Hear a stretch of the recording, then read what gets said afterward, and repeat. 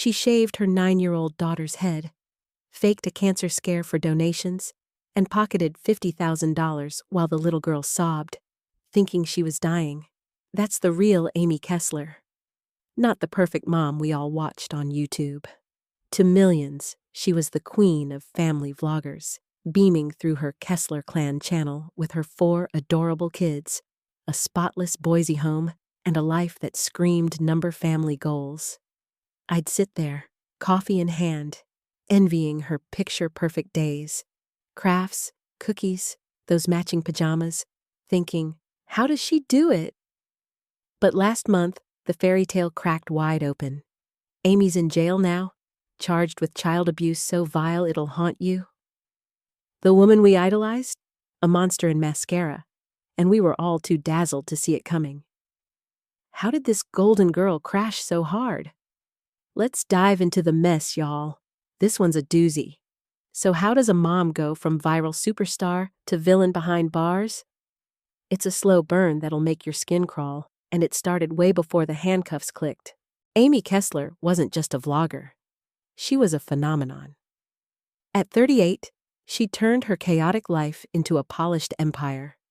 2 million subscribers, sponsorships with Target, Huggies, even a local Boise bakery that plastered her face on cupcake boxes. Her Kessler Clan channel was a daily dose of sunshine. Lila, her 12-year-old with a shy smile. Max and Mia, 9-year-old twins with matching freckles. And little Ollie, 5, with curls that melted your heart. They lived in a craftsman bungalow just outside Boise, Idaho.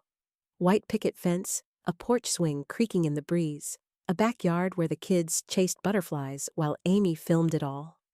She'd post a day in our life videos, pancake breakfasts with whipped cream smiles, homeschool lessons with colorful flashcards, dance parties in the living room with pop songs blaring.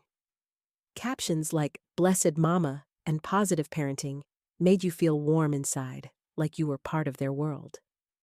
I'd watch Lila braid Mia's hair or Max build a Lego tower thinking, my kids fight over the remote. Why can't we be like that?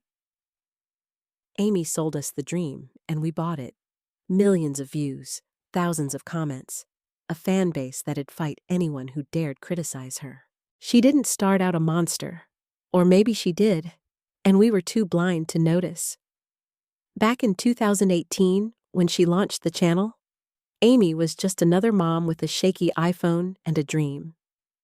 She'd been a dental hygienist, married to Dan, a quiet mechanic who'd rather fix engines than talk feelings. They'd had Lila young, barely 20, and struggled. Bounced checks, late rent, fights that woke the neighbors. The twins came next, then Ollie, and by then, Amy was drowning. She'd tell us in her early vlogs, voice cracking, I was lost, motherhood broke me. Then she found YouTube, started filming diaper hauls, toddler tantrum tips, little snippets of chaos she turned into gold. By 2020, she'd hit it big.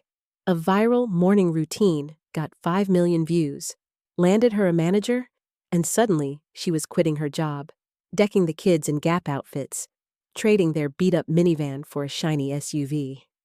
Dan built her a filming nook, white shiplap, fairy lights, and she glowed, calling it our fresh start.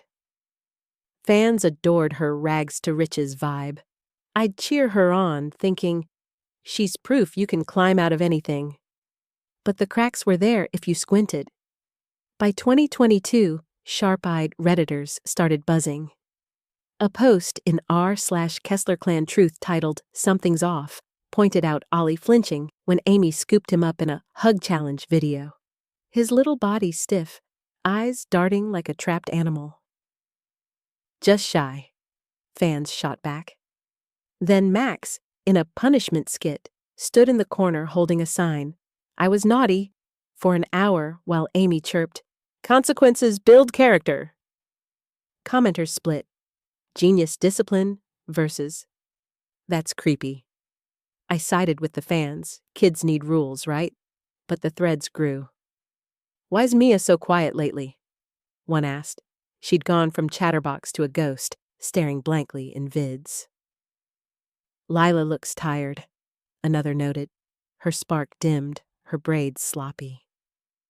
Amy addressed it in a 2023 livestream, tears glistening. Haters want to tear us down? We're just a normal family. Her mascara ran just enough to look real. I felt guilty for doubting her. She was too good, too bright. Surely it was jealousy talking. The rot festered off camera. Neighbors later told cops they'd heard screams, not kid meltdowns, but raw, panicked wails, leaking through the Kessler walls for years. One, Mrs. Harper, a nosy retiree with a yappy dog, said she'd peek over the fence sometimes, see the kids in the backyard looking hollow. She'd wave. They'd stare back, silent. Thought they were just moody. She shrugged. Meanwhile, Amy's vlogs got glossier, sponsored craft days with Elmer's glue, bake-offs with perfectly iced cookies the kids barely touched. Fans didn't notice Max's forced grin, Mia's robotic, "I love you, Mommy," Ollie's bony wrists peeking from his sleeves. I didn't either, too busy envying her kitchen island to see the red flags waving. Then, January 2025 hit, and the house of cards collapsed. Mrs. Harper finally called CPS after a night of shrieks so loud her dog wouldn't stop barking. She'd peeked again, saw Lila pounding on a basement window, mouthing, "Help!" Cops rolled up at 2 a.m., flashlights cutting through the dark, and what they found turned Boise upside down. The basement, a time-out room, Amy called it, was a dungeon. No windows, concrete floor, 4 thin mattresses shoved against the walls, a single bucket stinking in the corner. Lila had purple bruises blooming on her arms. Max's left arm hung limp. He'd tripped down the stairs, Amy claimed. But x-rays showed old fractures never set right. Mia wouldn't speak, just rocked back and forth, clutching a torn teddy bear. Ollie, little Ollie, was skeletal, ribs sharp under his skin, eyes sunken, like he hadn't eaten more than crumbs in weeks. Upstairs, the house sparkled, filming lights still warm, a half-edited vlog on Amy's laptop titled, "Our Cozy Winter Day." The contrast was sickening. The evidence snowballed. Cops seized nanny cams, meant to catch cute moments, and found hell instead. One clip, Amy slapping Mia across the face, hissing, "Say it right or no lunch!" Mia, trembling, redoing a line about loving her new pajamas. Another, Ollie sobbing in a locked closet, Amy's voice cold through the door. "Cry louder, see if I care." She'd edit out the ugly, hours of footage trimmed to smiles, uploaded for ad revenue. Dan knew. Texts showed him pleading, "Amy, they're scared. Let's stop." But he'd grab the tripod anyway, too spineless to bolt. A former assistant, Jenna, spilled to TMZ. Amy starved the kids before cooking vids. Those pancake stacks? Props, they'd get a nibble if they nailed the take. "Smile or no dinner," she'd bark off screen. Jenna quit after a month, haunted by Lila's whispered, "I hate this." Then the twists gutted us. Lila's diary, found under her mattress, was a cry in the dark. "Mom says I'm fat. Have to film till I'm perfect. I want to run away." Max's school journal, he'd sneak it to a friend, read, "Mommy hurts us when the camera's off." Mia's fake cancer stunt was the worst. Last summer, Amy shaved Mia's head, posted a "My Baby's Sick" series, teary updates, hospital props, a GoFundMe that hit $50,000 in a week. Mia, terrified, thought she was dying. Amy coached her. "Look sad, sweetie. It's for the family." Donations bought Amy a new camera rig while Mia cried herself to sleep, bawled and betrayed. Fans wept, sent gifts, teddies, cards. None reached the kids. Amy laughed it off in a text to Dan. "Suckers'll pay for anything." The fallout spread. A Boise teacher, Miss Carter, came forward. She'd tutored the kids pre-homeschool, noticed Lila's flinches, Max's bruises. She'd reported it in 2021. CPS visited, saw Amy's charm, left with no concerns. Dan's sister Beth admitted she'd suspected, heard Amy scream at Ollie once, saw Mia's empty stare at a barbecue, but stayed quiet, scared of losing her brother. The assistant's leak unleashed more. A crew member said Amy once locked Max in the garage overnight for spilling juice on set, called it a lesson. Neighbors recalled oddities, trash bags of uneaten food, kids in long sleeves on hot days. We'd all watched, 2 million of us, and missed it, hypnotized by her highlight reel. Amy tried to spin it when the cops came. "Tough love builds resilience," she told them, perched on her couch in yoga pants, hair still perfect. "They're spoiled, need discipline." But the kids' scars, the footage, Lila's pleas, they buried her. Dan cracked fast, sobbing to detectives. "She ran everything. I just followed." By March, the Kessler Clan was a ghost town. Videos demonetized, sponsors fled, comments exploding with "How'd we not see?" and "Burn in hell, Amy." Boise buzzed.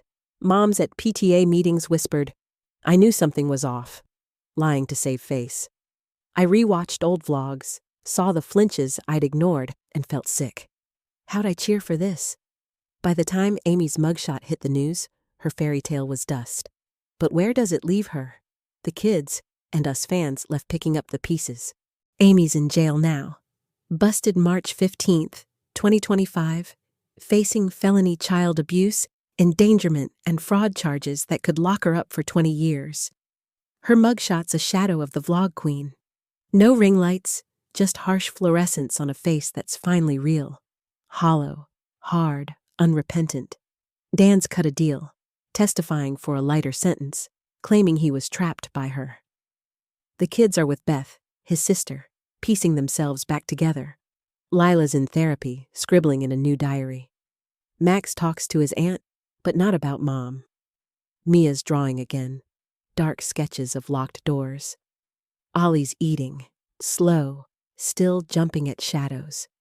The channel's a graveyard. Sponsors vanished, fans split between "she's a psycho" and "the system's too harsh." Boise's reeling. I drive by that house sometimes, see the "for sale" sign, wonder who'd live there now. But it's not over. Not really. Amy's lawyer's hinting at a plea, insanity, maybe, claiming stress broke her. Some fans still cling, tweeting number-free Amy, saying kids exaggerate CPS lies. The kids' future's foggy. Will they speak out someday, tell their story? Will Dan walk free, start over, leave them behind again? And us, millions who watched, what do we do with this?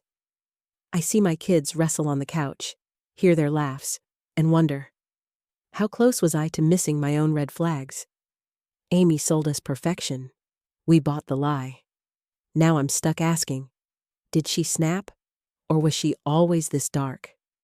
Could any mom flip like that, given the right push? What's hiding behind the screens we scroll every night? I don't have answers, y'all. Just a knot in my gut and a question. What do you think's next for the Kessler Clan? And what would you do if the mask slipped in your world?